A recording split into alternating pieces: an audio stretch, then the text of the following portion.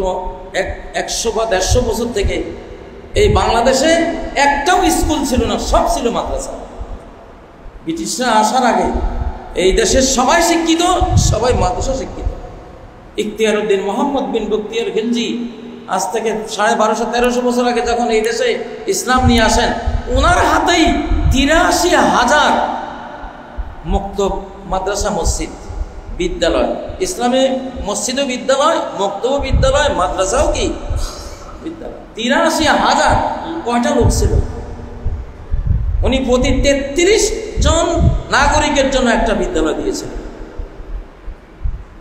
তখন থেকে এই দেশে ছিল আল্লাহর কোরআনের বিদ্যালয় সবগুলি।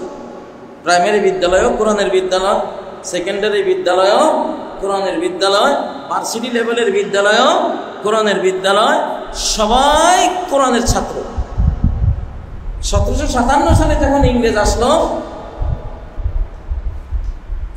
আস্তে আস্তে আমাদের বিদ্যালয় থেকে কোরআন তুলে দেওয়ার চক্রান্ত করতে করতে 1835 সালে লর্ড মেকলে, খ্রিস্টান লর্ড মেকলে 11 ইহুদি নিয়ে একটা শিক্ষা ব্যবস্থা দিল, যে শিক্ষা ব্যবস্থায় সবই থাকবে, কোরআন থাকবে না। মাত্র 1835, এই তো কয়দিন আগে। এখন তো আমাদের সন্তানরা মনে করছে বুঝি চিরকালে বুঝি স্কুল কলেজ ইউনিভার্সিটিতে কোরআন পড়তে নাই, সালাদ পড়তে নাই ঠিক মতো, ছাত্রদের কোনো বাধ্যবাধকতা নাই, হিজাবের কোনো বালাই নেই। জি না, মাত্র 1835 থেকে আজকে 2025, কত বছর?